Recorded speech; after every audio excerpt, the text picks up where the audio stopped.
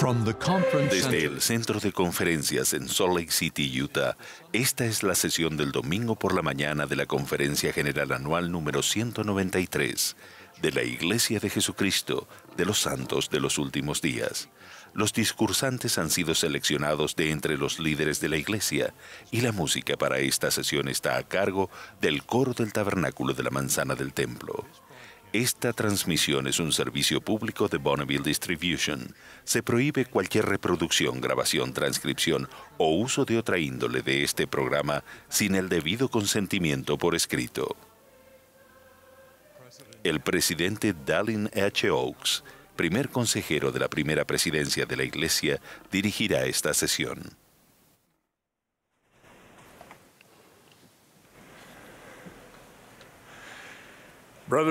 Hermanos y hermanas, les damos la bienvenida a la sesión del domingo por la mañana de la Conferencia General Anual número 193 de la Iglesia de Jesucristo de los Santos de los Últimos Días.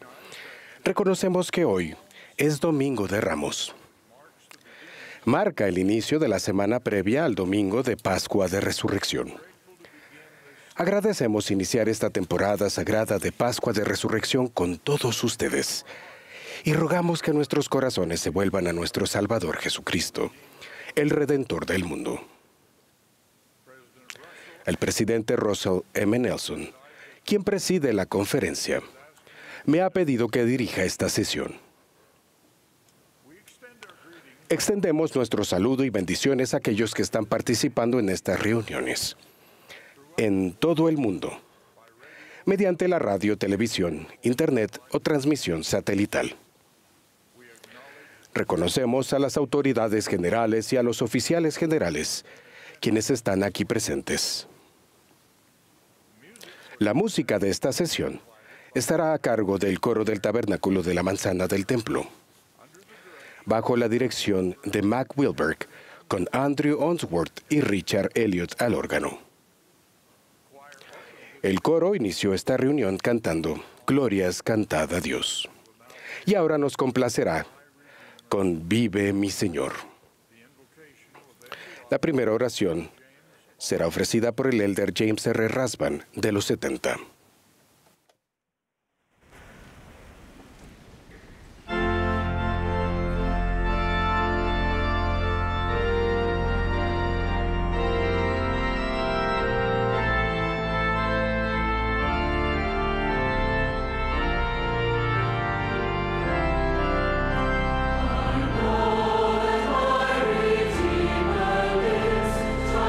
Triumphant Savior, Son of God.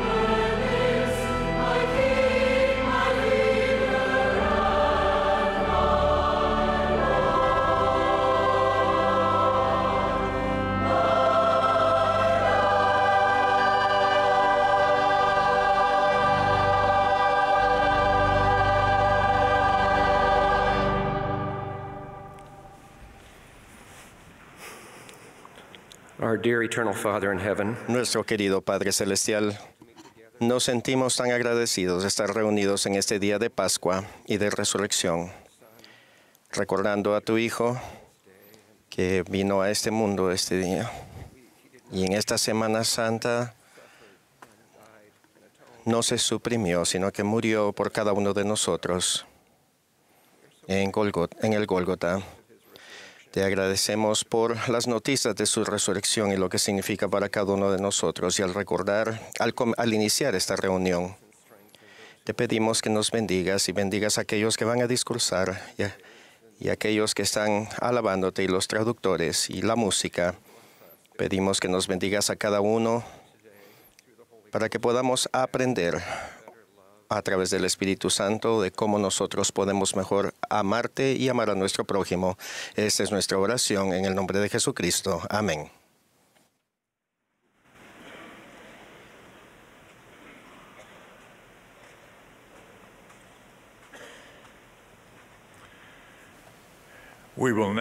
Ahora tendremos el privilegio de escuchar al elder D. Todd Christofferson, del Quórum de los 12 Apóstoles. A él le seguirá la hermana Camille N. Johnson, presidenta general de la Sociedad de Socorro. Después de sus palabras, el coro cantará Secreta Oración. Luego escucharemos al elder Ulises Suárez, del Quórum de los 12 Apóstoles, y al elder Kazuhiko Yamashita, de los 70.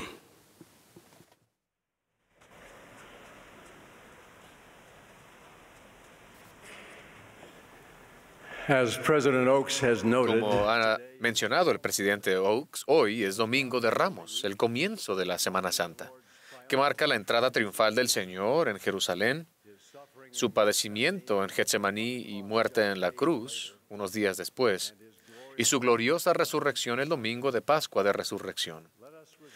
Tomemos la resolución de no olvidar nunca lo que Cristo sobrellevó para redimirnos. Y no perdamos nunca el inmenso gozo que sentimos de nuevo en Pascua al contemplar su victoria sobre la tumba y el don de la resurrección universal. La noche anterior a los juicios y a la crucifixión que le aguardaban, Jesús participó con sus apóstoles de una cena de Pascua judía. Al final de esta última cena, en la sagrada oración intercesora, Jesús rogó a su Padre con estas palabras: Padre Santo, a mis apóstoles que me has dado, guárdalos en tu nombre, para que sean uno, así como nosotros. Luego, con ternura, el Salvador amplió su ruego para incluir a todos los creyentes. Mas no ruego solamente por esto, sino también por los que han de creer en mí por la palabra de ellos, para que todos sean uno, como tú, oh Padre, en mí y yo en ti, que también ellos sean uno en nosotros. Llegar a ser uno es un tema recurrente en el Evangelio de Jesucristo y en la comunicación de Dios con sus hijos. Con respecto a la ciudad de Sión, la ciudad de Enoc en sus días, se dice que eran uno en corazón y voluntad. En el Nuevo Testamento se registra sobre los primeros santos de la Iglesia de Jesucristo.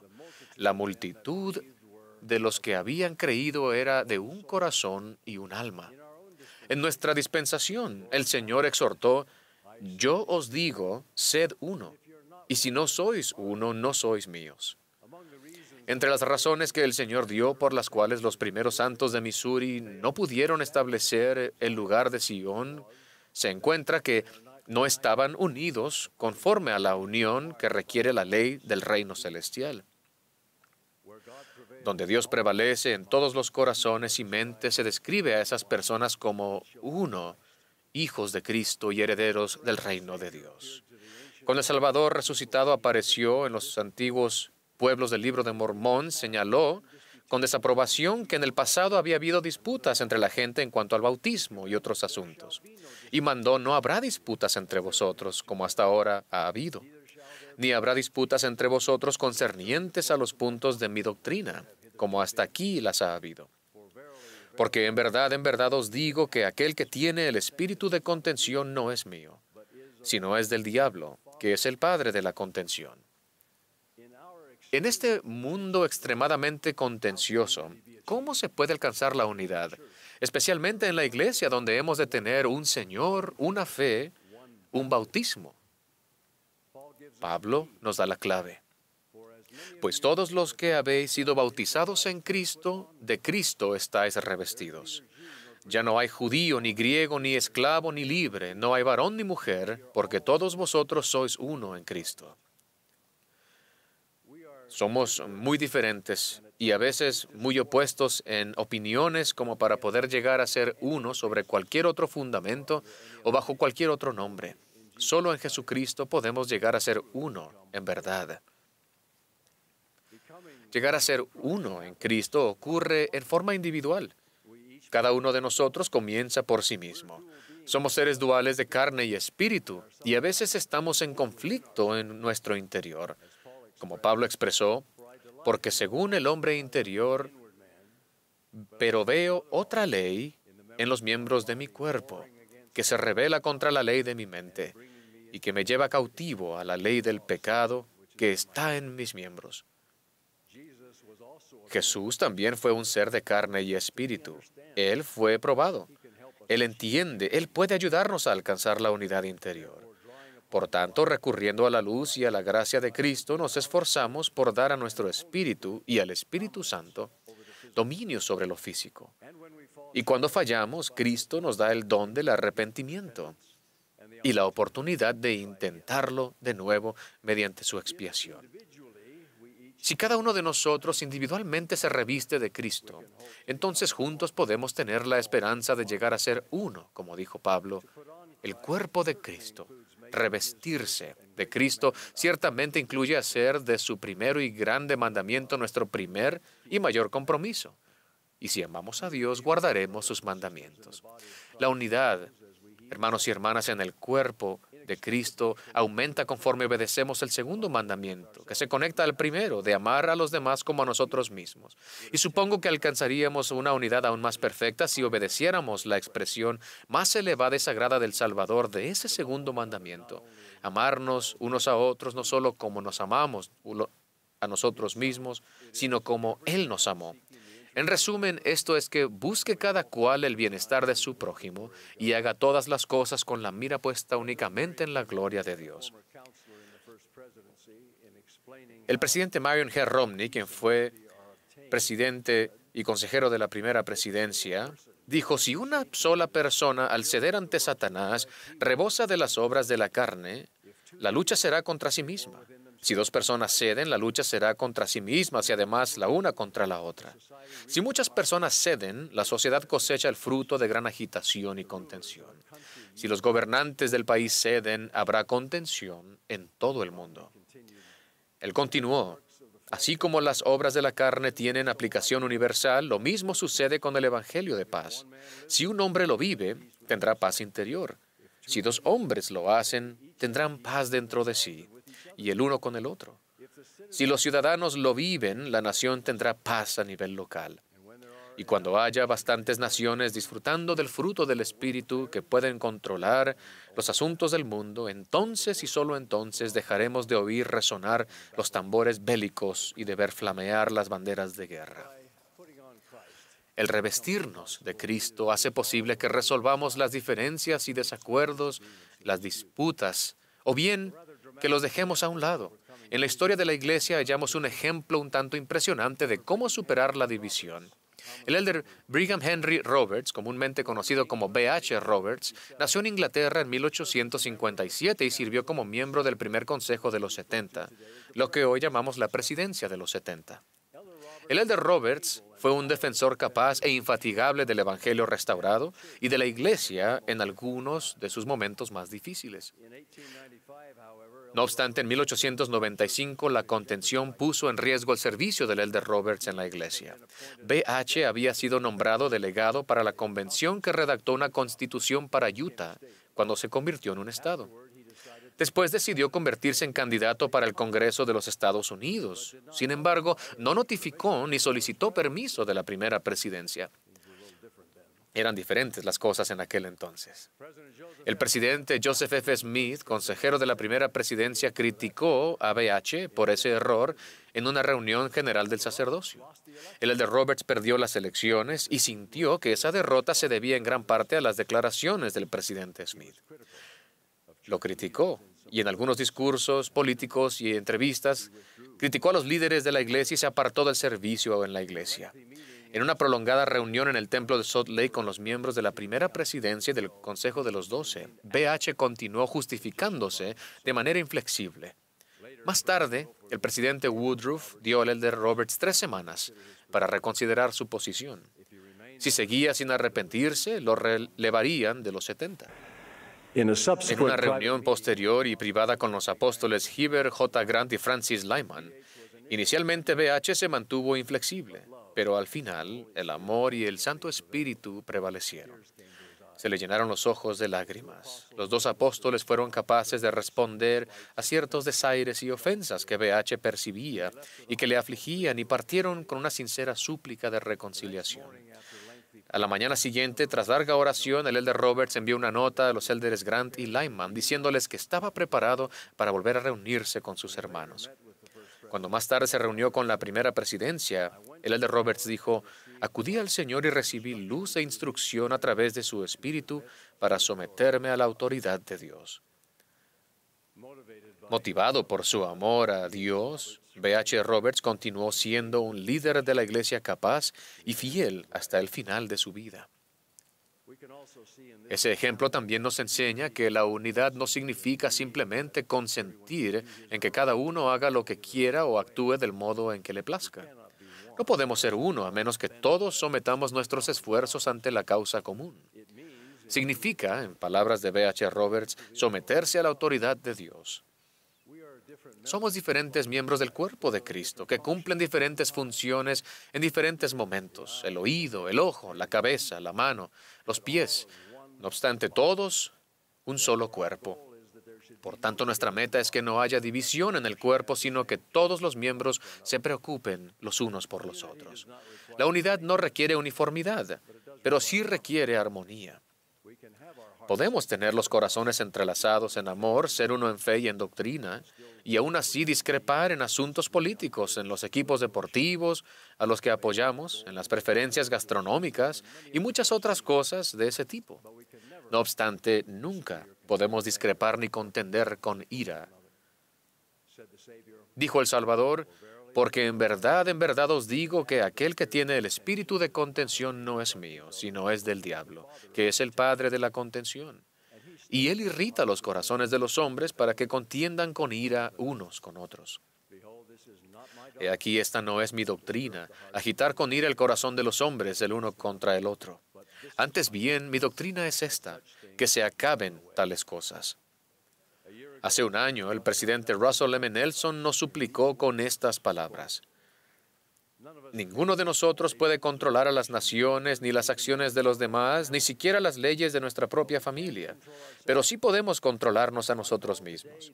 Mis queridos hermanos y hermanas, mi llamado hoy es que pongan fin a los conflictos que se desatan en su corazón, en su hogar y en su vida. Entierren todas y cada una de las inclinaciones de hacer daño a los demás, sean esas inclinaciones el mal genio, una lengua afilada o un rencor contra alguien que les ha hecho daño. El Salvador nos mandó que volviéramos la otra mejilla, que amáramos a nuestros enemigos y que oráramos por los que nos ultrajan». Repito que es solo en nuestra lealtad individual y amor por Jesucristo que podemos esperar ser uno. Uno en nuestro interior, uno en el hogar, uno en la iglesia. Con el tiempo, uno en Sion y sobre todo, uno con el Padre y el Hijo y el Espíritu. Vuelvo a los acontecimientos de la Semana Santa y al triunfo final de nuestro Redentor.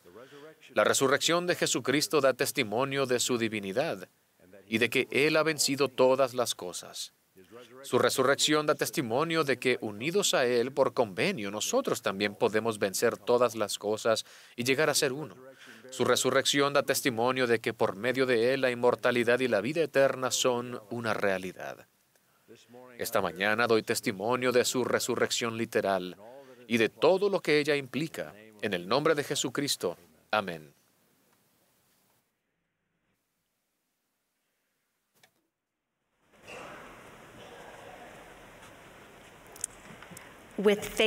Con fe en Jesucristo y esperanza en lo que habían oído de sus milagros, los cuidadores de un hombre paralítico lo llevaron a Jesús. Innovaron para llevarlo allí, destaparon el techo y bajaron al hombre en su lecho al lugar donde Jesús estaba enseñando. Cuando Jesús vio la fe de ellos, dijo al paralítico: «Tus pecados te son perdonados». Y luego: «Levántate, toma tu lecho y vete a tu casa». Inmediatamente el paralítico se levantó, tomó su lecho y se fue a su casa glorificando a Dios. ¿Qué más sabemos de los amigos que cuidaban del paralítico? Sabemos que el Salvador reconoció su fe. Y al ver y oír al Salvador y ser testigos de sus milagros, estaban asombrados y glorificaban a Dios. Jesucristo brindó la sanación esperada, el alivio físico del dolor y las consecuencias paralizantes de la enfermedad crónica. El Salvador también brindó socorro espiritual al limpiar al hombre del pecado. Y aquellos amigos, en su esfuerzo por cuidar de alguien necesitado, encontraron la fuente de socorro. Encontraron a Jesucristo. Testifico que Jesucristo es nuestro socorro. Mediante la expiación de Jesucristo podemos recibir socorro en las cargas y consecuencias del pecado y recibir auxilio en nuestras debilidades. Y porque amamos a Dios y hemos hecho convenio de servirle, podemos colaborar con el Salvador para socorrer temporal y espiritualmente a quienes lo necesiten. Y en el proceso, encontrar nuestro socorro en Jesucristo. Nuestro profeta, el presidente Nelson, nos invitó a vencer al mundo y hallar descanso. Él definió el verdadero descanso como alivio y paz. Él dijo: debido a que el Salvador, mediante su expiación infinita, nos redimió de la debilidad, los errores y el pecado, y porque Él experimentó cada dolor, preocupación y carga que ustedes hayan tenido alguna vez, entonces, al arrepentirnos y buscar su ayuda, podemos elevarnos por encima de este mundo actual. Ese es el socorro que nos ofrece Jesucristo. Cada uno de nosotros lleva una mochila metafórica. Puede ser un canasto sobre la cabeza, un bolso o un bulto de cosas envueltas en tela que llevamos sobre el hombro. Pero para este ejemplo, pensemos que es una mochila. Esta mochila metafórica es donde llevamos las cargas de vivir en un mundo caído. Nuestras cargas son como piedras en la mochila. Y en general, hay 3 tipos. Piedras que están ahí debido a nuestros pecados. Piedras debido a las malas decisiones, la mala conducta y la falta de bondad de los demás. Y piedras que cargamos porque vivimos en un estado caído. Estas incluyen las piedras del dolor, las enfermedades crónicas, la pena, la desilusión, la soledad y los efectos de los desastres naturales.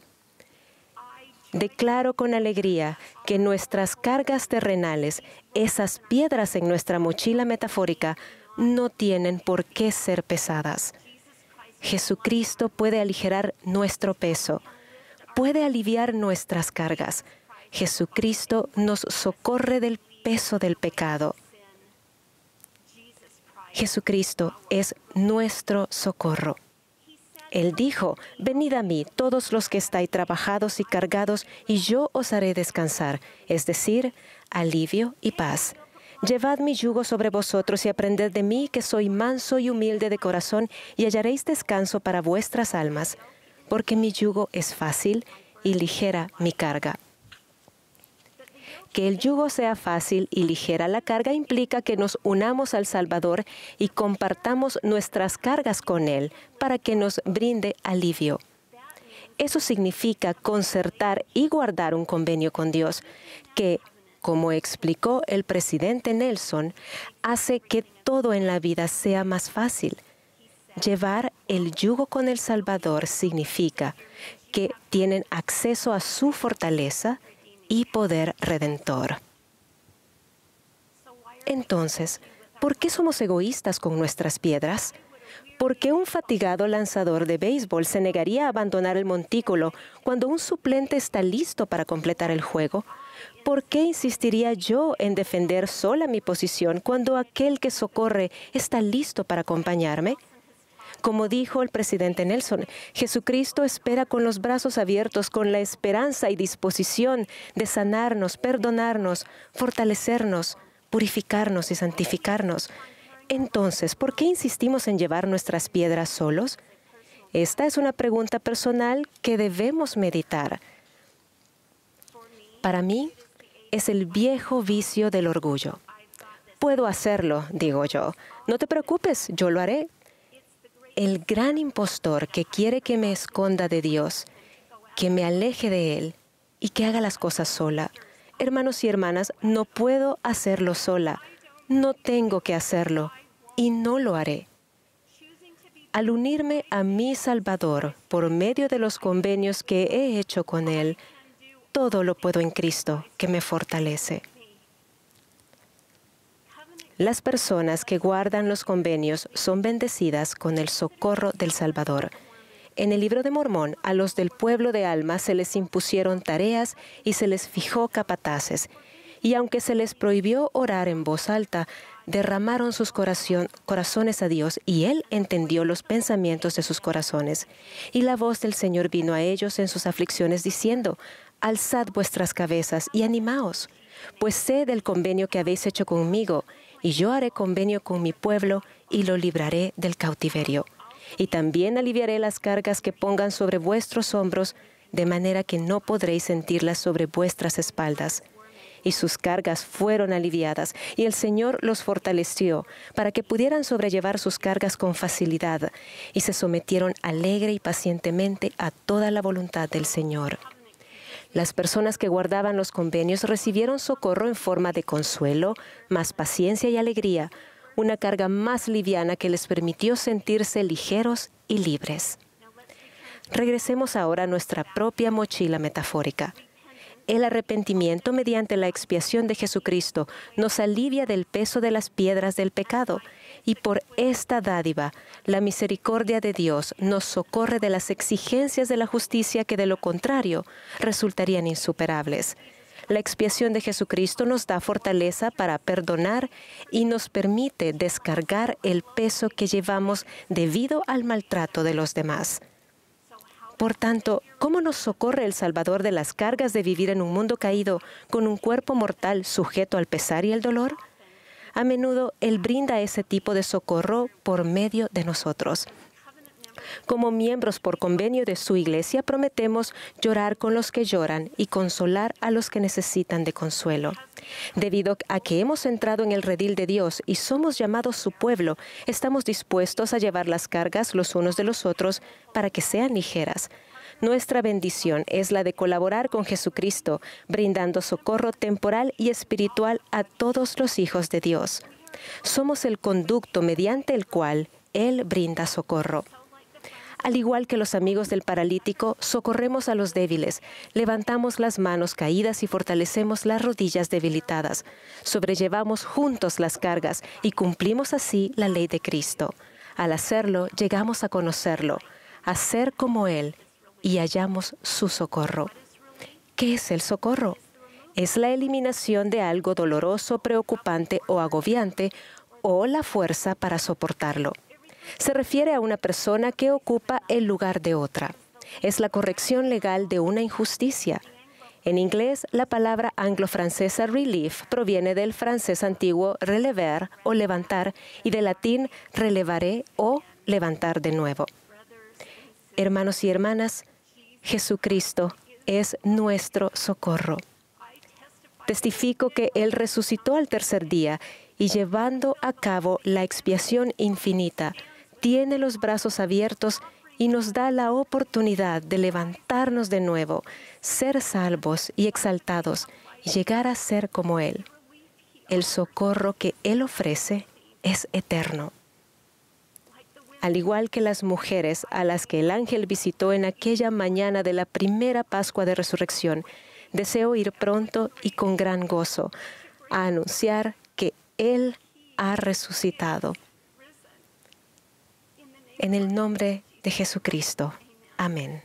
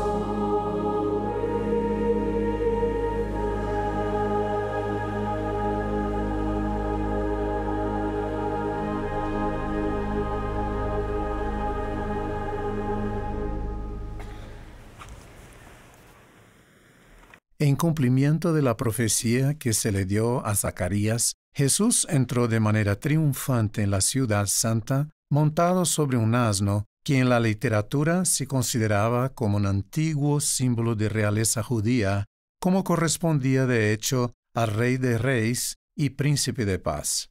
Una multitud de discípulos llenos de júbilo tendían mantos, hojas de palma y otras ramas a lo largo del camino por donde pasaba Jesús, y alababan a Dios diciendo a gran voz: Bendito el Rey que viene en el nombre del Señor, paz en el cielo y gloria en las alturas. Y de nuevo, Hosana al Hijo de David, bendito el que viene en el nombre del Señor. Hosana en las alturas. Este majestuoso acontecimiento que celebramos este día y que se conoce como Domingo de Ramos, fue un gozoso preludio de los sucesos atroces que ocurrirían durante aquella fatídica semana y que culminarían con el sacrificio abnegado del Salvador y el magnífico milagro de la tumba vacía. Como seguidores suyos, somos un pueblo adquirido por Él, llamado a anunciar sus virtudes y promover la paz que tan generosamente ofreció por medio de sí mismo y de su sacrificio expiatorio. Esta paz es un don prometido a todos los que vuelvan su corazón al Salvador y vivan con rectitud. Tal paz nos brinda la fortaleza para disfrutar de la vida terrenal y nos permite soportar las dolorosas pruebas de nuestro trayecto. En 1847, el Señor les dio instrucciones específicas a los pioneros santos que necesitaban paz para mantener la calma y permanecer unidos mientras enfrentaban dificultades inesperadas en su viaje hacia el oeste. Entre otras instrucciones, el Señor les dijo a los santos: «Cesad de contender unos con otros, cesad de hablar mal el uno contra el otro». En las Escrituras se afirma que a los que realizan obras justas y se esfuerzan por caminar en la mansedumbre del Espíritu del Señor, se les promete la paz que necesitan para sobrevivir en los días de conmoción en los que vivimos en la actualidad. Como discípulos del Príncipe de Paz, se nos ha instruido que vivamos teniendo entrelazados los corazones con unidad y amor, el uno para con el otro. Nuestro amado profeta, el presidente Russell M. Nelson, declaró hace poco: «La contención contraviene todo lo que el Salvador defendió y enseñó». Nuestro profeta también imploró que hiciéramos todo lo posible para poner fin a los conflictos personales que actualmente se desatan en nuestro corazón y en nuestra vida. Consideremos estos principios teniendo en cuenta el amor puro que Cristo nos profesa y que nosotros, como seguidores suyos, tratamos de tener los unos por los otros. En las Escrituras se define este tipo de amor como la caridad. Cuando pensamos en la caridad, solemos pensar en actos generosos y donaciones para aliviar el sufrimiento de quienes atraviesan dificultades físicas, materiales o emocionales. Sin embargo, la caridad no solo está relacionada con algo que donamos a alguien, sino que es un atributo del Salvador y puede llegar a formar parte de nuestra personalidad. Por ello, no es de extrañar que el Señor nos mandara vestirnos con el vínculo de la caridad, que es el vínculo de la perfección y de la paz. Sin caridad no somos nada y no podemos heredar el lugar que el Señor nos ha preparado en las mansiones de nuestro Padre Celestial. Jesús ejemplificó a la perfección lo que significa poseer este vínculo de la perfección y de la paz, en particular cuando afrontó los angustiosos acontecimientos que precedieron a su martirio.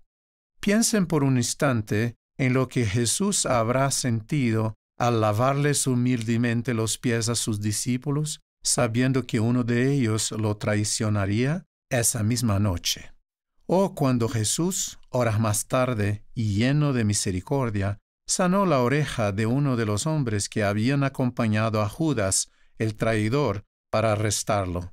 O cuando el Salvador, de pie frente a Pilato, fue acusado injustamente por los sumos sacerdotes y los ancianos y no pronunció ni una sola palabra contra los falsos cargos que se le imputaban, dejando asombrado al gobernador romano. Por medio de estos tres trágicos incidentes, el Salvador, a pesar de estar abrumado por una tristeza y un estrés extremos, nos enseñó con su ejemplo que la caridad es sufrida, es benigna, no tiene envidia, no se jacta, no se envanece, no se comporta indebidamente, no busca lo suyo, no se irrita y no piensa el mal. Otro aspecto importante para destacar y que tiene implicaciones directas en nuestro discipulado y en cómo promovemos la paz del Salvador Es la forma en que nos tratamos unos a otros. Durante el ministerio terrenal del Salvador, sus enseñanzas se centraron, no exclusiva, pero sí particularmente, en las virtudes del amor, la caridad, la paciencia, la humildad y la compasión, atributos fundamentales de quienes desean acercarse más a Él y promover su paz. Tales atributos son dones de Dios, y a medida que nos esforcemos por desarrollarlos, empezaremos a ver las diferencias y debilidades de nuestro prójimo con más empatía, sensibilidad, respeto y tolerancia. Uno de los signos más evidentes de que nos estamos acercando más al Salvador y de que estamos llegando a ser más semejantes a Él es la manera amorosa, paciente y amable con la que tratamos a nuestros semejantes, sean cuales sean las circunstancias. A menudo vemos a personas que profieren comentarios negativos e incluso despectivos sobre las aparentes características, debilidades y opiniones de los demás, sobre todo cuando dichas características y opiniones difieren o contradicen su forma de actuar y pensar. Es muy común ver a estas personas transmitir estos comentarios a los demás, quienes repiten lo que han oído sin conocer realmente todas las circunstancias de una situación. Por desgracia, las redes sociales fomentan ese tipo de comportamiento en nombre de las verdades relativas y la transparencia. Sin control, la conversación digital suele llevar a la gente a enzarzarse en ataques personales y disputas acaloradas, creando decepciones, hiriendo corazones y extendiendo una ardiente hostilidad. Nefi profetizó que en los últimos días el enemigo enfurecería a la gente y la agitaría a la ira contra lo que es bueno. En las Escrituras se enseña que todo aquello que invita e induce a hacer lo bueno y amar a Dios y a servirle es inspirado por Dios. Por otro lado, lo que es malo viene del diablo, porque el diablo es enemigo de Dios. Él lucha contra él continuamente, invita y induce a pecar y a hacer lo que es malo sin cesar. Al reflexionar sobre esta enseñanza profética, no es de sorprender que una de las tácticas del adversario sea suscitar enemistad y odio en los corazones de los hijos de Dios, y se regocija cuando ve a la gente criticándose, ridiculizándose y calumniándose entre sí. Este comportamiento puede destruir el carácter, la reputación y la autoestima de una persona, sobre todo cuando se la juzga injustamente. Es esencial señalar que cuando permitimos este tipo de actitud en nuestra vida, damos cabida en el corazón para que el enemigo plante la semilla de la discordia entre nosotros, corriendo el riesgo de caer en su trampa voraz. Si no tenemos cuidado con nuestros pensamientos, nuestras palabras y acciones, podemos terminar siendo atrapados con esta astuta trampa del enemigo, destruyendo nuestras relaciones con quienes nos rodean y con nuestros seres queridos. Hermanos y hermanas, como el pueblo adquirido del Señor, llamados para promover la paz, no podemos darnos el lujo de permitir que estas artimañas del maligno tengan lugar en nuestros corazones. No podemos llevar dentro de nosotros una carga tan corrosiva que destruya sentimientos, relaciones e incluso vidas. El Evangelio representa las buenas nuevas de gran gozo. Por supuesto, ninguno de nosotros es perfecto y ciertamente hay momentos en los que nos seduce este tipo de comportamiento, pero con su amor perfecto y omnisciencia en cuanto a nuestras tendencias humanas, el Salvador siempre trata de advertirnos de tales peligros. Él nos enseñó, porque con el juicio con que juzgáis seréis juzgados, y con la medida con que medís se os volverá a medir. Mis queridos hermanos y hermanas, al esforzarnos por desarrollar atributos como los del Salvador, podemos convertirnos en instrumentos de su paz en el mundo, según el modelo que Él mismo estableció. Los invito a considerar las formas en que podemos transformarnos en personas que edifican y apoyan, personas que tienen un corazón comprensivo e indulgente, que buscan lo mejor en los demás, recordando siempre que si hay algo virtuoso, o bello, o de buena reputación, o digno de alabanza, a esto aspiramos. Les prometo que a medida que procuremos y desarrollemos estos atributos, seremos cada vez más amables y más sensibles a las necesidades de nuestros semejantes y experimentaremos gozo, paz y crecimiento espiritual. Sin duda, el Señor reconocerá nuestros esfuerzos y nos concederá los dones que necesitamos para ser más tolerantes y pacientes con las diferencias, debilidades e imperfecciones de los demás. Asimismo, seremos más capaces de resistir el impulso de sentirnos ofendidos o de ofender a quienes nos hagan daño.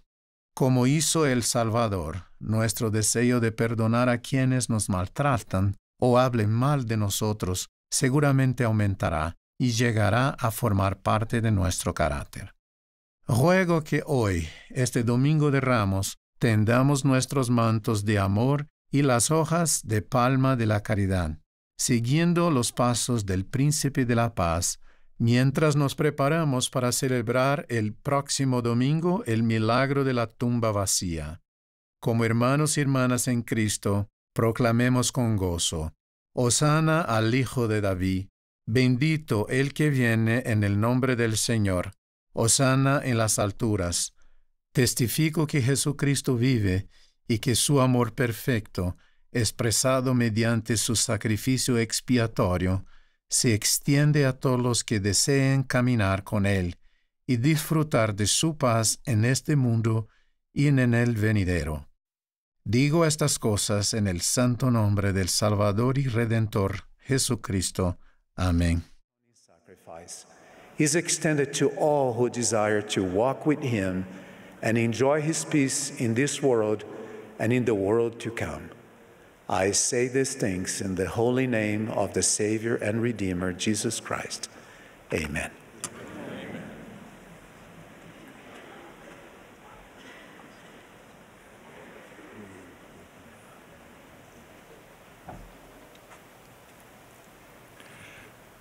Yesterday, ayer, mi querido amigo, el elder Randall K. Bennett, habló sobre las bendiciones patriarcales. Fue un gran mensaje que nos inspiró a todos. Mis queridos hermanos y hermanas, ¿me permiten que yo también les hable sobre las bendiciones patriarcales? Patriarcas, conforme aumenten las solicitudes para recibir bendiciones patriarcales, ruego que el Señor los bendiga al seguir magnificando su llamamiento. Al asistir a las conferencias de Estaca, siempre converso con el patriarca de la Estaca y su esposa. Los patriarcas son líderes amables, obedientes e increíbles personas llamados por Dios. Ellos me cuentan experiencias espirituales realmente maravillosas. Yo les suelo preguntar la edad de la persona más joven y la de más edad a quien hayan dado una bendición. Hasta ahora, la persona más joven tenía 11 y la mayor tenía 93 años. Yo recibí mi bendición patriarcal siendo un miembro nuevo de la Iglesia. Esto sucedió a los 19 años de edad, que fueron 2 años después de haber sido bautizado. Mi patriarca era entrado en años. Él se unió a la Iglesia en 1916 y fue un pionero de la Iglesia en Japón. Fue un gran honor para mí recibir mi bendición patriarcal de un discípulo de Dios tan extraordinario. Me fue un poco difícil entender el japonés que hablaba, pero fue poderoso. Los patriarcas que he conocido me dicen que muchas personas reciben sus bendiciones patriarcales justo antes de servir una misión. Mis queridos jóvenes y jovencitas, padres y obispos, las bendiciones patriarcales no son solamente una preparación para servir en una misión. Los miembros bautizados que son dignos pueden recibir sus bendiciones patriarcales cuando sea el tiempo apropiado para ellos. Queridos miembros adultos, algunos de ustedes aún no han recibido sus bendiciones patriarcales. Recuerden, no hay una edad máxima. Mi suegra era una miembro muy activa de la Iglesia, que sirvió como maestra de la Sociedad de Socorro hasta que falleció a los 90 años. Me entristeció saber que ella no recibió su bendición patriarcal. Ella experimentó muchas dificultades en su vida y debido a que no tenía a un poseedor del sacerdocio en su hogar, no recibió muchas bendiciones del sacerdocio. Una bendición patriarcal podría haberle brindado consuelo cuando más lo necesitaba. Adultos, si aún no han recibido una bendición patriarcal, no se preocupen. El calendario espiritual de cada persona es diferente. Si usted tiene 35 u 85 años y tiene el deseo, hable con su obispo sobre cómo recibir su bendición. ¿Y ustedes, miembros nuevos de la Iglesia, han oído hablar sobre las bendiciones patriarcales? Cuando me uní a la Iglesia, no sabía que tenía la oportunidad de recibir una. Pero mi amoroso obispo me habló de las bendiciones patriarcales y me alentó a prepararme para recibir la mía después de ser bautizado. Mis queridos miembros nuevos, ustedes también pueden recibir una bendición patriarcal. El Señor los ayudará a prepararse para esta oportunidad sagrada. Consideremos dos propósitos de una bendición patriarcal. Uno, la bendición patriarcal contiene el consejo personal del Señor para ustedes. Número 2, la bendición patriarcal declara su linaje en la casa de Israel. Su bendición patriarcal también es un mensaje del Padre Celestial, que seguramente incluirá promesas y consejo inspirado para guiarlos en el transcurso de su vida. En la bendición patriarcal no está planificada toda su vida, ni se hallarán las respuestas a todas sus preguntas. Si no menciona un evento importante en su vida, no supongan que eso significa que no tendrán esa oportunidad. Del mismo modo, no hay una garantía de que todo lo que esté en sus bendiciones patriarcales llegará a pasar en esta vida. Las bendiciones patriarcales son eternas y si viven de forma digna, las promesas que no se cumplan en esta vida se cumplirán en la siguiente. Al recibir la declaración de su linaje, llegarán a saber que son de la casa de Israel y de la descendencia de Abraham. Para entender el significado de esto, céntrense en las promesas que el Señor hizo a la casa de Israel por medio de Abraham. Tales promesas incluyen: su posteridad sería numerosa, sus descendientes recibirían el Evangelio y poseerían el sacerdocio. Por medio del ministerio de sus descendientes serían bendecidas todas las familias de la tierra, sí, con las bendiciones del Evangelio, que son las bendiciones de salvación, sí, de vida eterna. Como miembros de la Iglesia, somos hijos del convenio. Recibimos las bendiciones del convenio abrahámico al obedecer las leyes y ordenanzas del Evangelio. La preparación para recibir su bendición patriarcal les ayudará a incrementar su fe en nuestro Padre Celestial y en Jesucristo. Y cuando la reciban, la lean y mediten en ella, podrán centrarse en ellos más a menudo. El presidente Thomas S. Monson explicó que el mismo Señor que lo proporcionó la liaona a Leí nos brinda a nosotros hoy un don valioso y excepcional que proporciona guía a la vida, que marca los peligros que se nos interponen y nos traza el camino de un sendero seguro, no hacia una tierra prometida, sino hacia nuestro hogar celestial. Mis queridos obispos, padres, presidentes del quórum de élderes y de la sociedad y de socorro, líderes misionales, hermanos y hermanas ministrantes, por favor, alienten a los hombres y mujeres jóvenes, a miembros adultos y miembros nuevos que aún no han recibido sus bendiciones patriarcales, a buscar la guía del Señor y ayúdenlos a prepararse para ello. Con frecuencia y con espíritu de oración, leo mi bendición patriarcal y siempre me infunde ánimo. Reconozco lo que el Señor espera de mí y eso me ha ayudado a arrepentirme y a ser humilde.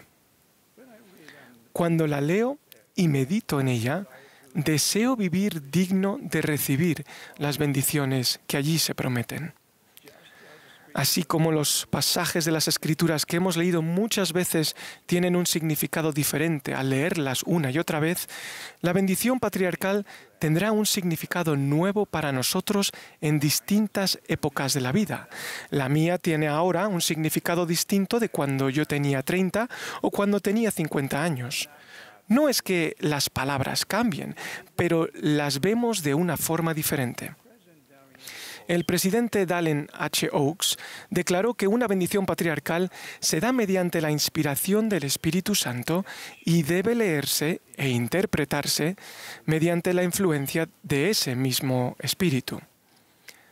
El significado y la trascendencia de la bendición patriarcal se enseñarán línea por línea con el transcurso del tiempo por el poder del mismo Espíritu que inspiró la bendición. Hermanos y hermanas, testifico que el Padre Celestial y su Hijo amado y unigénito, el Señor Jesucristo, viven. Ellos nos aman. La bendición patriarcal es un don sagrado que ellos nos dan. Cuando ustedes reciban su bendición, se darán cuenta y sentirán como ellos los aman y cómo se centran en ustedes de forma individual. El Libro de Mormón es otro testamento de Jesucristo y estoy agradecido por ser guiado por un profeta viviente, el presidente Russell M. Nelson. Me siento muy agradecido por nuestro Salvador Jesucristo. Este próximo domingo de Pascua me centraré en Él y en su resurrección, en adorarlo y en dar gracias por su sacrificio. Sé que Él sufrió profundamente, porque Él nos ama profundamente. Sé que Él resucitó debido a su amor por nosotros. Él es real. De ello testifico en el nombre de Jesucristo. Amén.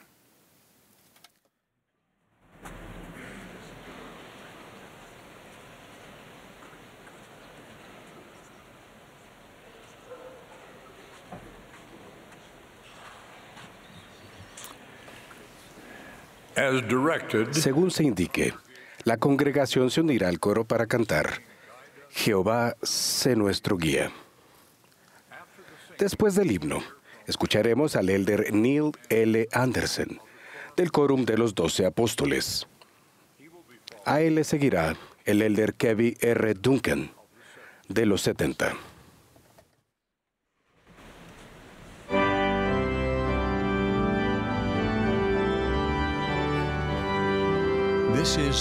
Esta es la sesión del domingo por la mañana de la Conferencia General Anual número 193 de la Iglesia de Jesucristo de los Santos de los Últimos Días.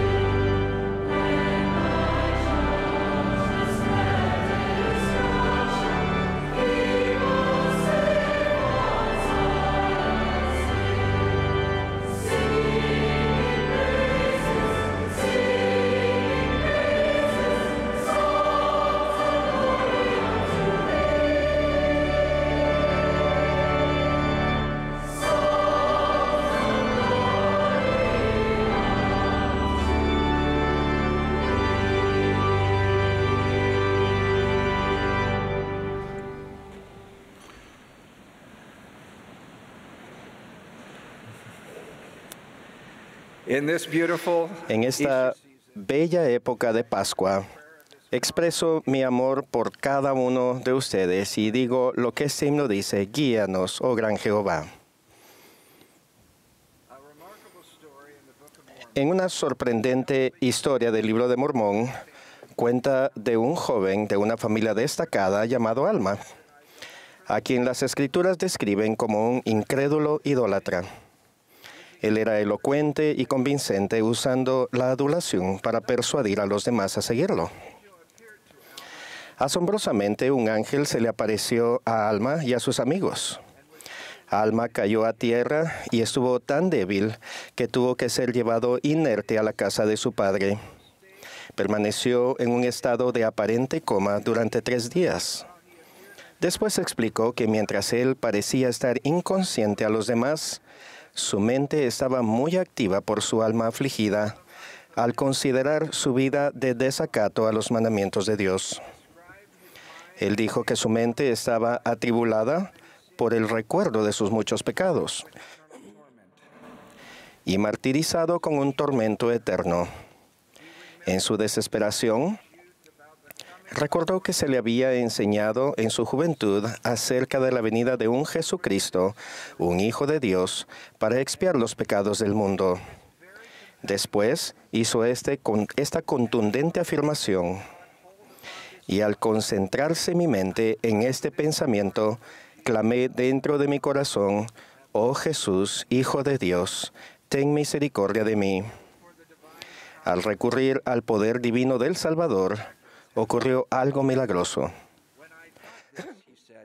Cuando pensé esto, dijo él, ya no pude acordar más de mis dolores. De pronto sintió paz y luz. No puede haber cosa tan intensa y dulce como lo fue mi gozo, afirmó él. Alma se concentró en la verdad de Jesucristo. Si usáramos la palabra concentrarse en un sentido físico, podríamos decir que se concentró en la barandilla mientras caía. O sea, de que de repente extendió el brazo y agarró con fuerza algo sujeto firmemente en un cimiento seguro. En el caso de Alma, fue su mente la que buscó y se aferró a esta poderosa verdad del sacrificio expiatorio de Jesucristo. Al actuar con fe sobre esa verdad y por el poder y la gracia de Dios, fue rescatado de la desesperación y lleno de esperanza. Aunque es posible que nuestras experiencias no sean tan dramáticas como la de Alma, son de importancia eterna. Nuestra mente también se ha concentrado sobre esta idea de Jesucristo y en su sacrificio misericordioso, y nuestras almas se han llenado de la luz y el gozo que conlleva.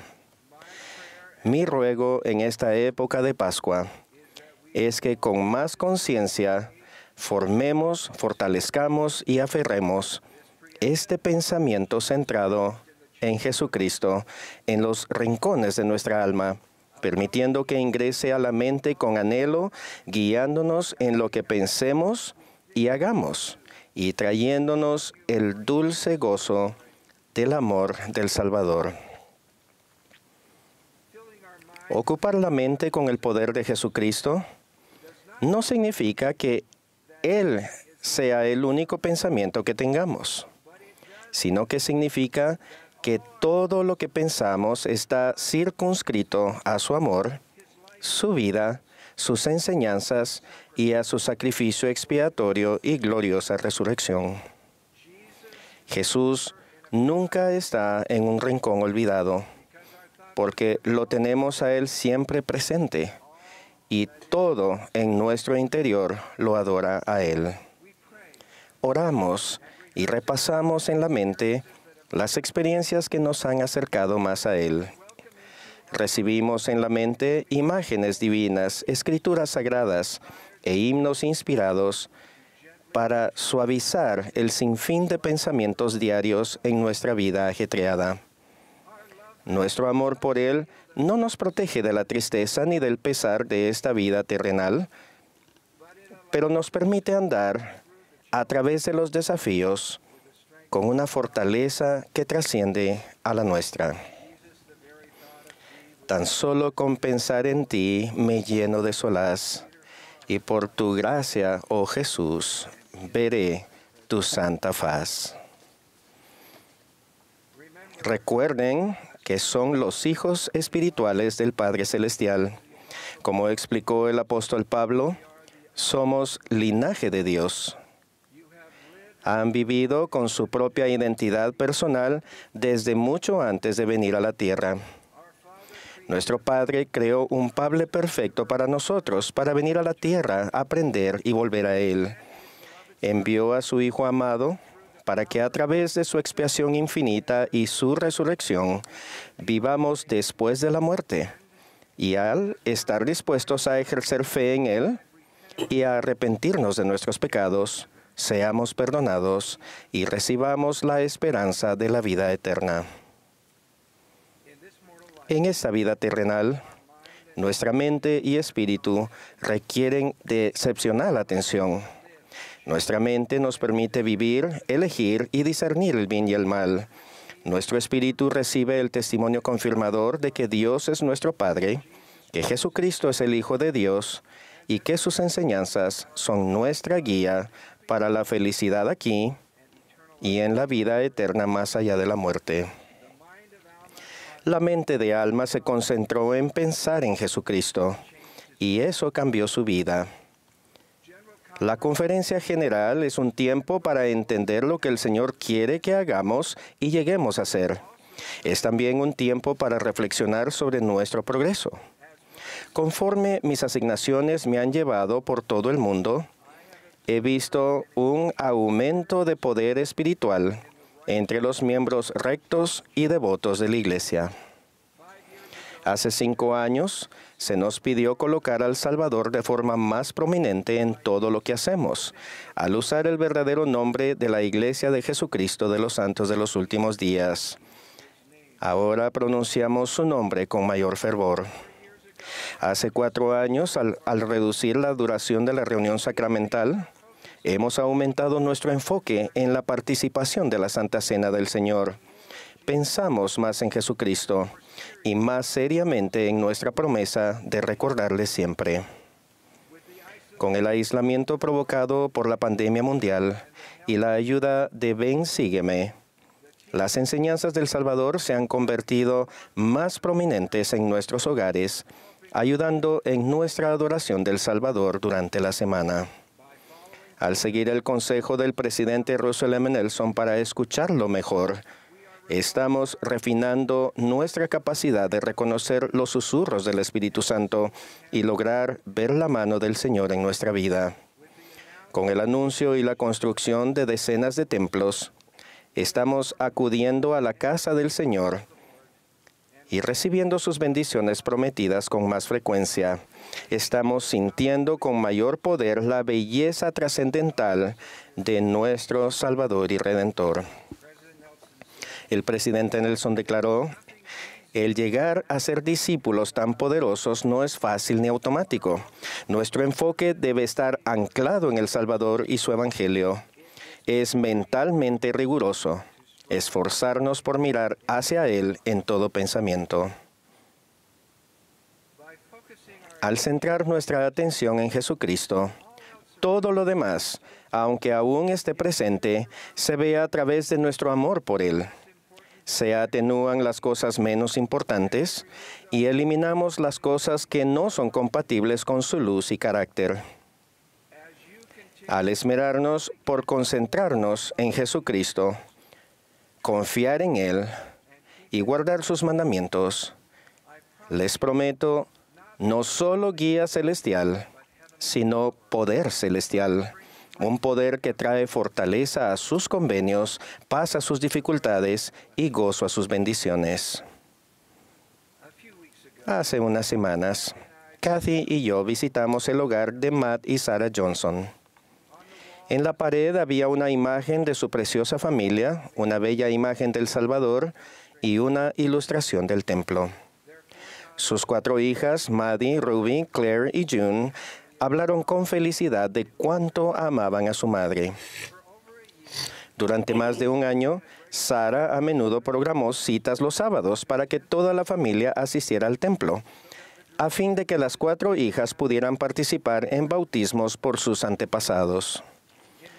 En noviembre del año pasado, Sara programó una cita en el templo para la última semana de diciembre, que era jueves en lugar de un sábado. «Espero que te parezca bien», le dijo a Matt. A Sara se le había diagnosticado cáncer, pero los médicos pensaron que viviría 2 o 3 años más. Durante una reunión sacramental, Sara expresó su poderoso testimonio diciendo que cualquiera que fuera el desenlace, ella amaba al Salvador con todo su corazón y que Él ya había obtenido la victoria. Al transcurrir el mes de diciembre, la salud de Sara empeoró de manera rápida e imprevista y fue hospitalizada. En la madrugada del jueves 29 de diciembre, ella concluyó su vida terrenal. Matt estuvo junto a Sara durante toda la noche. Con el corazón destrozado y totalmente exhausto física y emocionalmente, llegó a casa a consolarse con sus hijas. Matt vio en su teléfono el recordatorio del jueves de la inusual cita para el templo que Sara había programado para más tarde ese día. Matt dijo, «Al principio cuando la vi pensé, esto no va a funcionar». Pero entonces Matt se concentró en este pensamiento. El Salvador vive. No hay lugar en el que preferiríamos estar como familia que en su santa casa. Matt, Maddie, Ruby, Claire y June acudieron a la cita del templo que Sara había programado para ellos. Con lágrimas en las mejillas, Matt efectuó los bautismos con sus hijas. Ellos sintieron profundamente su amor y el vínculo eterno con Sara, y sintieron también el inmenso amor y la paz consoladora del Salvador. Matt expresó con ternura, «Aunque siento una pena y un dolor profundos, grito de gozo al conocer el maravilloso plan de salvación de mi Padre». En esta época de Pascua, doy testimonio de la verdad completa y absoluta del incomparable sacrificio expiatorio del Salvador y de su gloriosa resurrección.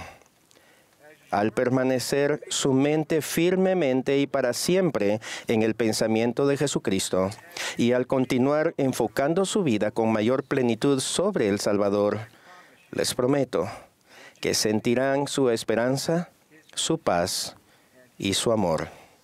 En el nombre de Jesucristo. Amén.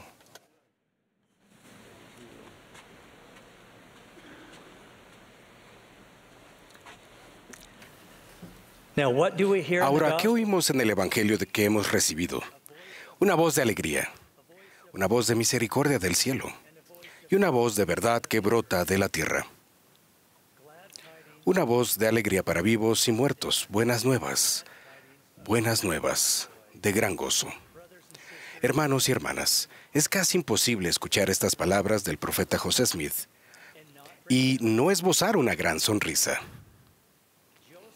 La expresión de júbilo de José verdaderamente captura el gozo pleno y majestuoso del gran plan de felicidad de Dios nuestro Padre Celestial. Pues Él nos asegura que existen los hombres para que tengan gozo. Todos gritamos de gozo en la vida preterrenal cuando escuchamos el plan de felicidad de Dios. Y continuamos gritando de gozo aquí al vivir de acuerdo con su plan. Pero, ¿cuál fue el contexto de esta feliz declaración del profeta? ¿Qué fue aquello que provocó dichas profundas y sinceras emociones? El profeta José estaba enseñando sobre el bautismo por los muertos. Ciertamente fue una revelación gloriosa, recibida con gran gozo. Pues cuando los miembros de la iglesia supieron que era posible bautizarse por sus seres queridos fallecidos, se regocijaron. Wilford Woodruff dijo, «En cuanto lo oí, mi alma saltó de gozo». El bautismo por seres queridos ya fallecidos no sería la única verdad que el Señor revelaría y restauraría. Había otros tantos dones e investiduras que Dios estaba deseoso de conceder a sus hijos e hijas. Estos otros dones incluían la autoridad del sacerdocio, los convenios y ordenanzas, los matrimonios, por la eternidad, la unión y sellamiento de los hijos a sus padres en la familia de Dios, y finalmente, la bendición de volver al hogar, a la presencia de Dios nuestro Padre Celestial y su Hijo Jesucristo. Todas estas bendiciones posibles mediante la expiación de Jesucristo. Debido a que Dios considera estas entre sus bendiciones más elevadas y sagradas, Él instruyó establecer edificios sagrados donde pudiera conferir estos valiosos dones a sus hijos. Dichos edificios serían su hogar en la tierra.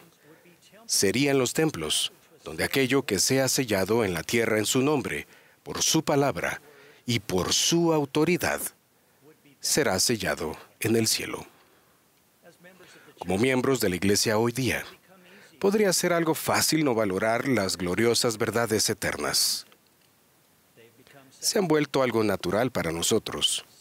A veces, resulta útil verlas a través de los ojos de aquellos que saben de tales verdades por primera vez. Para mí, fue algo evidente durante una experiencia reciente. El año pasado, antes de la rededicación del templo de Tokio, Japón, muchos invitados recorrieron el templo. En uno de estos recorridos estaba un atento líder de otra religión. Le enseñamos a nuestro invitado acerca del plan de felicidad del Padre Celestial, la función redentora de Jesucristo en este plan y la doctrina de que las familias son unidas por la eternidad mediante la ordenanza del sellamiento. Al concluir el recorrido, invité a nuestro amigo a compartir sus sentimientos en referencia a la unión de las familias del pasado, presente y futuro. Este buen hombre preguntó con toda sinceridad, ¿en serio entienden los miembros de su religión la profundidad de esta doctrina? Bien, podría ser una de las pocas enseñanzas capaces de unir a este mundo tan dividido. ¡Qué poderosa observación! Aquel hombre no se conmovió única y simplemente por la exquisita construcción del templo, sino también por la imponente y profunda doctrina de que las familias son unidas y selladas al Padre Celestial y a Jesucristo para siempre. No debería sorprendernos que incluso una persona ajena a nuestra religión reconozca la majestuosidad de lo que sucede en los templos. Lo que para nosotros podría ser algo común o rutinario, en ocasiones es percibido en su esplendor y majestuosidad por aquellos que lo escuchan o sienten por primera vez. Aunque los templos han existido desde la antigüedad, con la restauración del Evangelio de Jesucristo, el edificar templos ha sido prioridad para cada profeta desde el profeta José Smith. Y es fácil entender el porqué. Cuando el profeta José estaba enseñando sobre el bautismo por los muertos, reveló otra gran verdad. Él enseñó, permítaseme aseguraros que estos son principios referentes a los muertos y a los vivos, que no pueden ser desatendidos en cuanto a nuestra salvación, porque su salvación es necesaria y esencial para la nuestra. Ellos sin nosotros no pueden ser perfeccionados, ni tampoco nosotros ser perfeccionados sin nuestros muertos. Como vemos, la necesidad de templos y la obra que se realiza tanto por los vivos como por los muertos resulta clara. El adversario está prevenido y alerta. Su poder amenaza las ordenanzas y convenios que se realizan en los templos y hace todo lo posible por intentar detener la obra. ¿Por qué? Porque reconoce el poder que emana de esta obra. Al dedicar cada templo nuevo, el poder salvador de Jesucristo se expande por todo el mundo, contrarrestando los esfuerzos del adversario y redimiéndonos al poder venir a Él. A medida que el número de templos y de personas que guardan los convenios aumenta, el adversario se debilita. En los primeros días de la iglesia, algunos se preocupaban cuando se anunciaba un nuevo templo, pues decían, cada vez que comenzamos a edificar un templo, resuenan las campanas del infierno. Pero Brigham Young respondió siempre con valentía diciendo, yo quiero oírlas resonar de nuevo. En esta vida terrenal, nunca escaparemos de la guerra, pero podemos tener poder sobre el enemigo. Tal poder y fortaleza vienen de Jesucristo cuando hacemos y guardamos los convenios del templo. El presidente Nelson enseñó: se acerca el tiempo en el que los que no obedezcan al Señor serán separados de los que sí lo hagan. Nuestra mejor protección es seguir siendo dignos de entrar en su santa casa.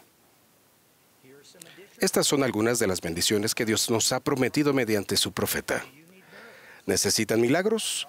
Nuestro profeta ha dicho: les prometo que el Señor les proporcionará milagros que Él sabe que necesitan, al hacer sacrificios, al servir y adorar en sus templos. ¿Necesitan el poder sanador y fortalecedor del Salvador Jesucristo? El presidente Nelson nos aseguró que todo lo enseñado en el templo amplía nuestra comprensión de Jesucristo, guardando nuestros convenios. Él nos inviste con su poder sanador y fortalecedor. ¿Y cuán necesario será su poder en los días venideros? En el primer domingo de Ramos, cuando Jesucristo entró triunfante a Jerusalén, una multitud de sus discípulos se regocijaban y alababan a Dios en voz alta, diciendo: «Bendito el Rey que viene en el nombre del Señor». Qué apropiado fue que en el domingo de Ramos de 1836, el templo de Kirtland fuera dedicado. En dicha ocasión, discípulos de Jesucristo también se regocijaban. En aquella oración dedicatoria, el profeta José declaró estas palabras de alabanza: «Oh Señor Dios Todopoderoso, escucha nuestras peticiones y contéstanos desde los cielos, desde tu trono con gloria, honra, poder, majestad y fuerza.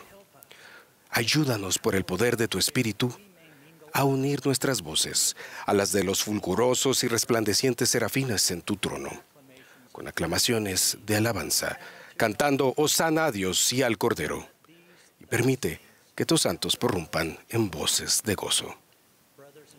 Hermanos y hermanas, hoy, Domingo de Ramos, como discípulos de Jesucristo, alabemos a nuestro Dios y regocijémonos por su bondad hacia nosotros.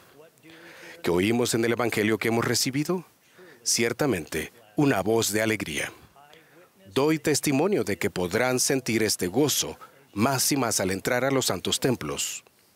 Y testifico que experimentarán el gozo que Él siente por ustedes. En el nombre de Jesucristo. Amén.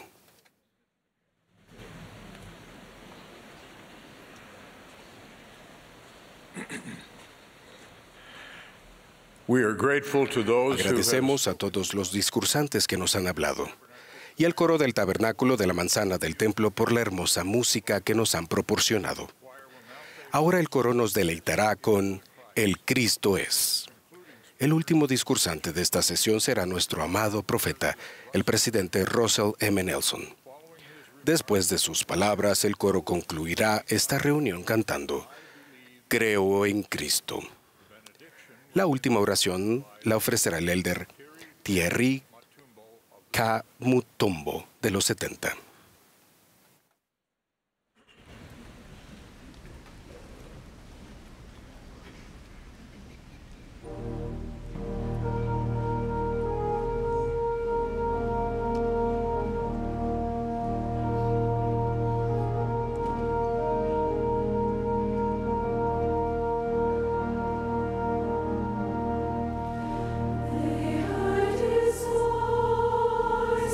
Voice of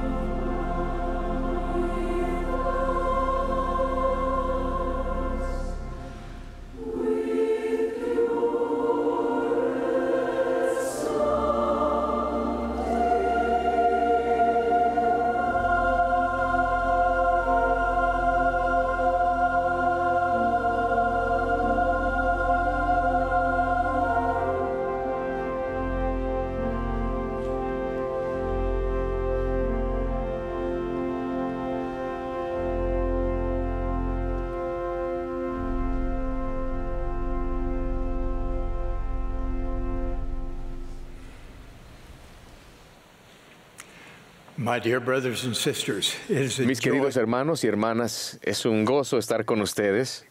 Durante estos últimos 6 meses han estado constantemente en mi mente y en mis oraciones. Ruego que el Espíritu Santo comunique lo que el Señor desea que escuchen al dirigirme ahora a ustedes.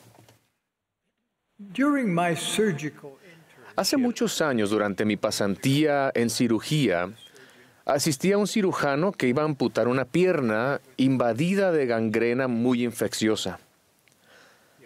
La operación era difícil y para agravar la tensión, un integrante del equipo no desempeñó bien una de las tareas y el cirujano se encolerizó.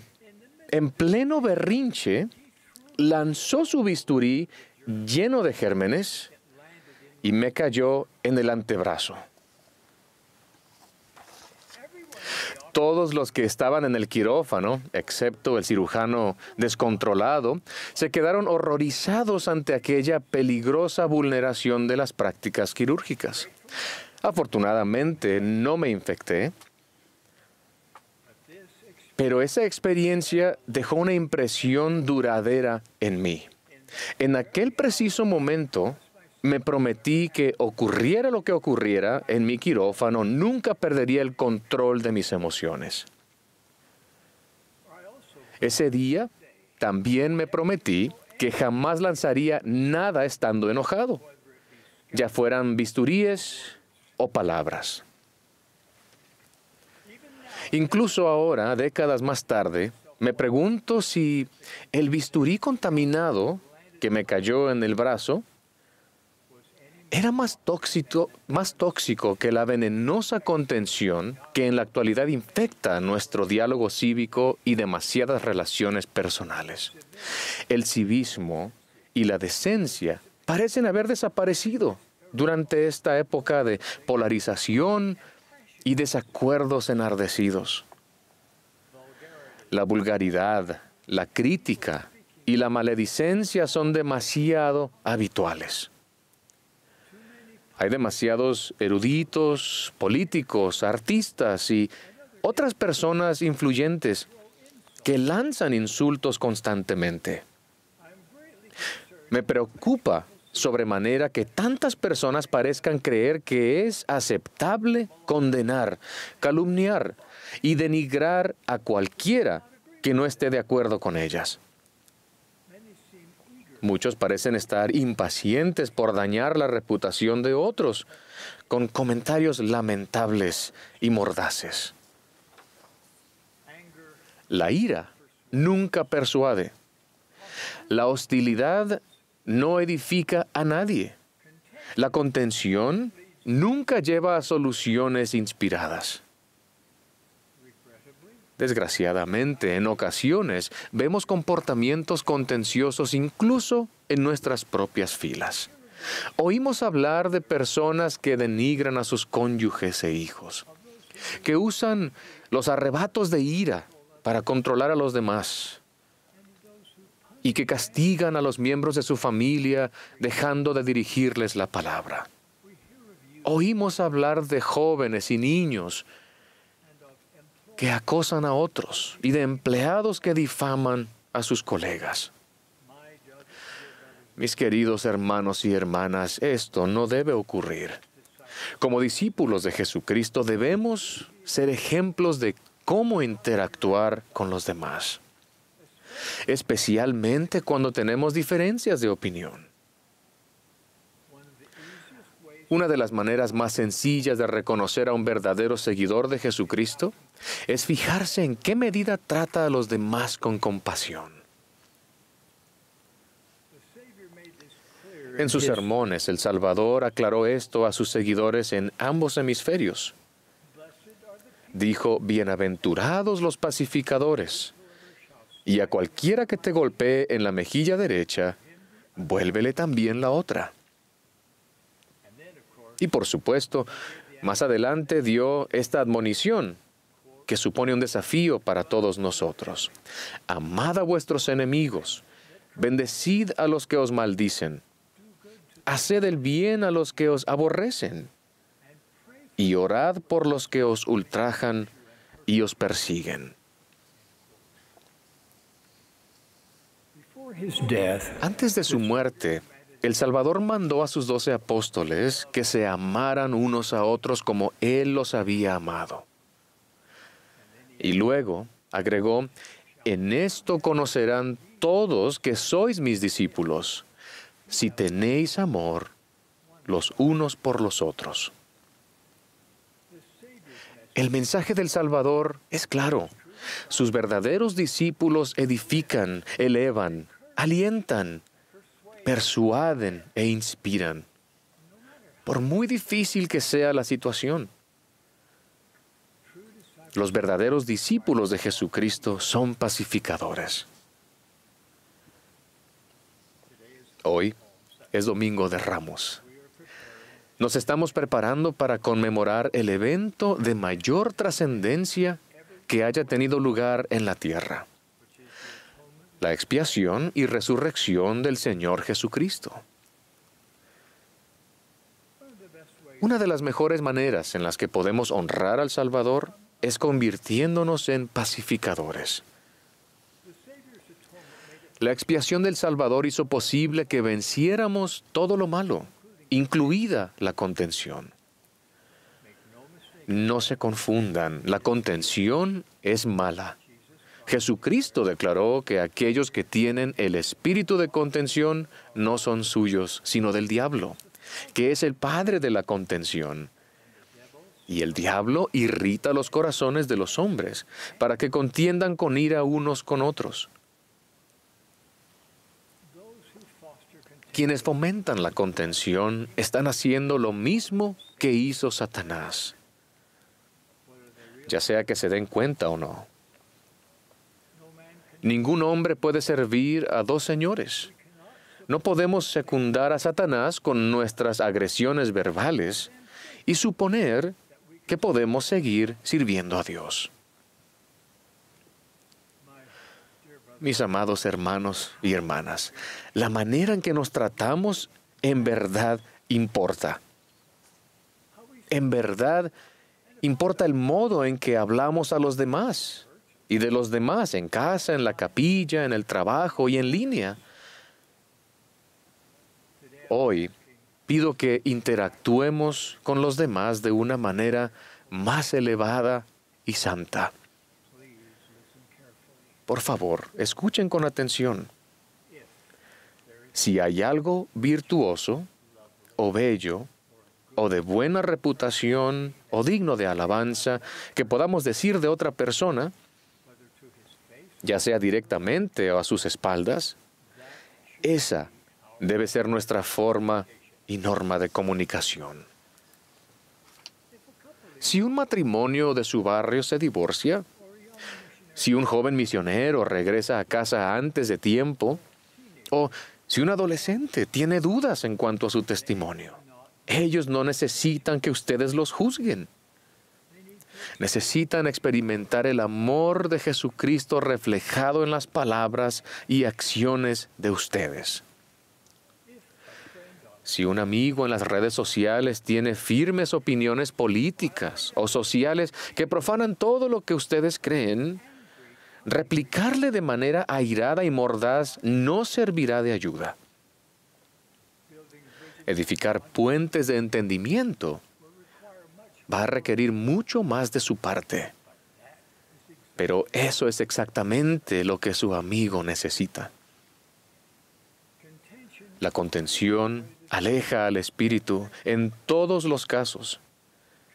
La contención refuerza el concepto falso de que el enfrentamiento es la manera de resolver las diferencias, pero nunca lo es. La contención es una elección. Ser pacificador es una elección.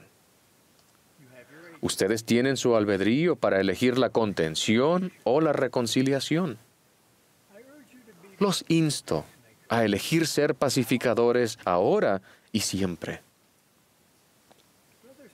Hermanos y hermanas, podemos cambiar el mundo de manera literal, persona a persona e interacción a interacción. ¿Cómo?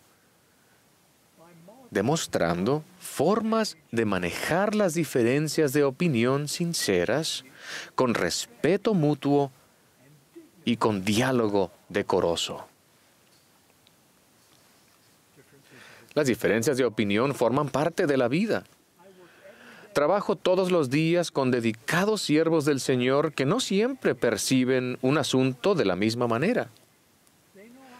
Ellos saben que quiero escuchar sus ideas y sus sentimientos sinceros en cuanto a todo lo que analizamos, en especial las cuestiones delicadas. Mis dos nobles consejeros, el presidente Oakes y el presidente Eyring, son ejemplares en su manera de expresar sus sentimientos, especialmente cuando pueden diferir. Y lo hacen con amor puro el uno por el otro. Ninguno de los dos insinúa que sabe lo que es mejor y que por lo tanto debe defender de manera rigurosa su opinión. Ninguno de los dos manifiesta necesidad de competir con el otro, puesto que cada uno está lleno de caridad, el amor puro de Cristo. Nuestras deliberaciones pueden ser guiadas por el Espíritu del Señor. Cuánto amo y honro a estos dos grandes hombres. La caridad es el antídoto de la contención. La caridad es el don espiritual que nos ayuda a despojarnos del hombre natural, el cual es egoísta, se pone a la defensiva y es soberbio y celoso. La caridad es la característica principal de un verdadero seguidor de Jesucristo. La caridad define a un pacificador. Si nos humillamos ante Dios y oramos con toda la energía de nuestro corazón, Dios nos otorgará caridad. Aquellos que son bendecidos con este don divino son sufridos y benignos. No envidian a los demás y no se jactan de su propia importancia. No se irritan fácilmente y no piensan mal de los demás. Hermanos y hermanas, el amor puro de Cristo es la respuesta a la contención que nos aflige en la actualidad. La caridad nos impulsa a llevar las cargas los unos de los otros, en lugar de apilar las cargas los unos sobre los otros. El amor puro de Cristo nos permite ser testigos de Dios en todo tiempo y en todas las cosas, especialmente en las situaciones tensas. La caridad nos permite demostrar cómo hablan y actúan los hombres y las mujeres de Cristo, especialmente cuando somos atacados. Ahora bien, no estoy hablando de la paz a cualquier precio. Me refiero a tratar a los demás de maneras que sean consecuentes con guardar los convenios que hacen al participar de la Santa Cena. Ustedes hacen el convenio de recordar siempre al Salvador. En situaciones muy tensas y llenas de contención, los invito a que recuerden a Jesucristo. Oren para tener valor y sabiduría para decir o hacer lo que Él diría o haría. A medida que sigamos al Príncipe de Paz, nos convertiremos en sus pacificadores. En este momento, tal vez piensen que este mensaje ayudaría mucho a alguien que conocen. Quizás estén esperando que ayude a que esa persona sea más amable con ustedes. Espero que así sea. Pero también espero que examinen bien el corazón de ustedes para ver si hay pequeños fragmentos de orgullo o de celos que no les permitan convertirse en pacificadores. Si se toman en serio el ayudar a recoger a Israel y edificar relaciones que perduren por las eternidades, Ahora es el momento de dejar de lado el rencor. Ahora es el momento de dejar de insistir en que las cosas se hagan a su manera o de ninguna otra. Ahora es el momento de dejar de hacer cosas que llevan a los demás a tener mucho cuidado por miedo a que ustedes se molesten. Ahora es el momento de que entierren sus armas de guerra. Si su arsenal verbal está repleto de insultos y acusaciones, ahora es el momento de deshacerse de él. Y se levantarán como un hombre o una mujer de Cristo espiritualmente fuerte. El templo puede ayudarnos en nuestro objetivo. Allí somos investidos con el poder de Dios, que nos da la capacidad de vencer a Satanás, el incitador de toda contención. Expúlsenlo de sus relaciones.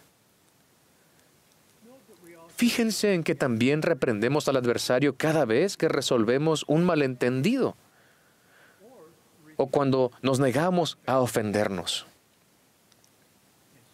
Por el contrario, podemos mostrar la tierna misericordia que es característica de los verdaderos discípulos de Jesucristo. Los pacificadores frustran al adversario. Como pueblo, seamos una luz verdadera sobre la colina, una luz que no se puede ocultar. Demostremos que hay una manera respetuosa de resolver las cuestiones complejas y una manera sabia de resolver nuestros desacuerdos. Conforme ustedes muestren la caridad que los verdaderos seguidores de Jesucristo manifiestan, el Señor magnificará sus esfuerzos mucho más allá de lo que pudieran imaginar. La red del Evangelio es la red más grande del mundo. Dios ha invitado a todos a venir a Él. Negros o blancos, esclavos o libres, varones o mujeres. Hay lugar para todos. Sin embargo, no hay lugar para ningún tipo de prejuicio, condena, ni contención. Mis queridos hermanos y hermanas, lo mejor está por llegar para aquellos que pasan su vida edificando a los demás. Hoy los invito a examinar su discipulado en el contexto de la manera en que tratan a los demás. Los bendigo para que hagan los ajustes que sean necesarios, a fin de que su comportamiento resulte ennoblecedor, respetuoso y representativo de un verdadero seguidor de Jesucristo. Los bendigo para que reemplacen la agresividad por ruegos, la hostilidad por comprensión y la contención por paz.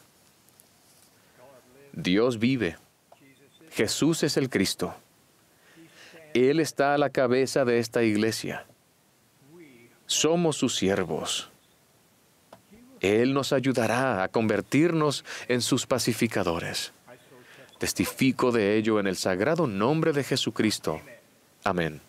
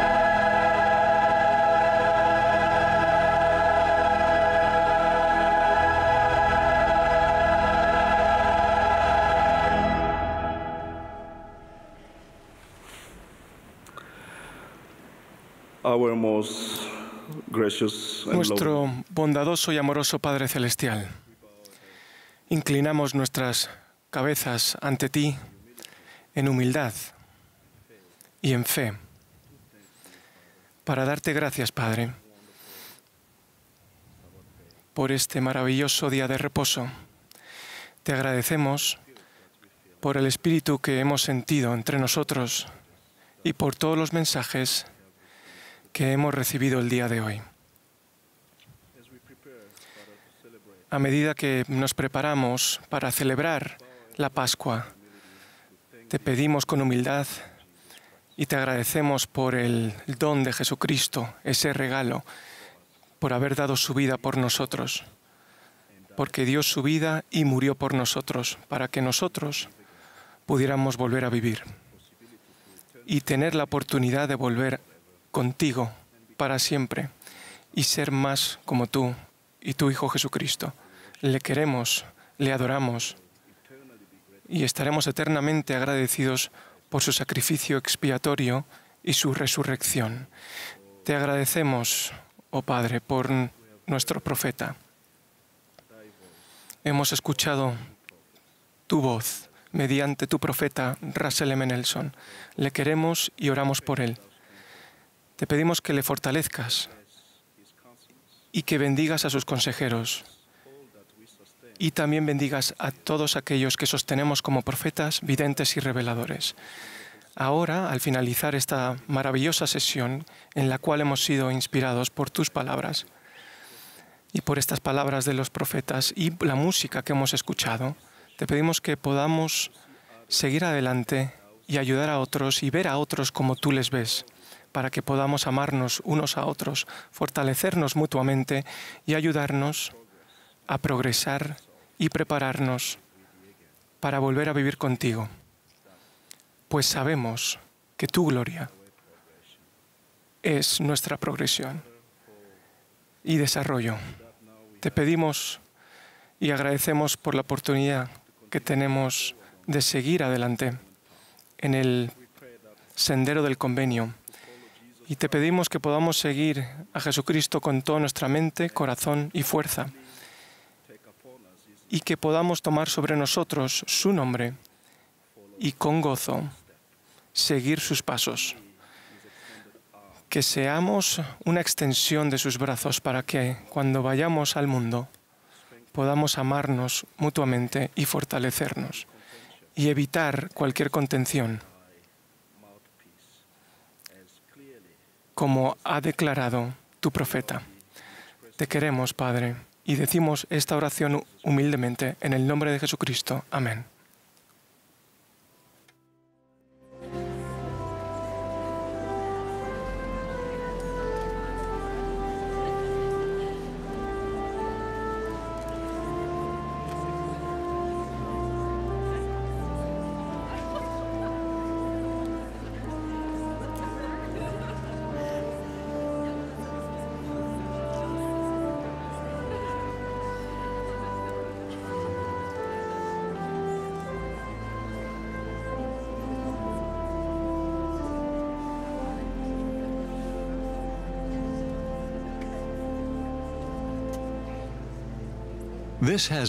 Esta ha sido la transmisión de la sesión del domingo por la mañana de la Conferencia General Anual número 193 de la Iglesia de Jesucristo de los Santos de los Últimos Días. Los discursantes han sido seleccionados de entre los líderes de la Iglesia y la música para esta sesión estuvo a cargo del coro del Tabernáculo de la Manzana del Templo. Esta transmisión ha sido un servicio público de Bonneville Distribution. Se prohíbe cualquier reproducción, grabación, transcripción o uso de otra índole de este programa sin el debido consentimiento por escrito.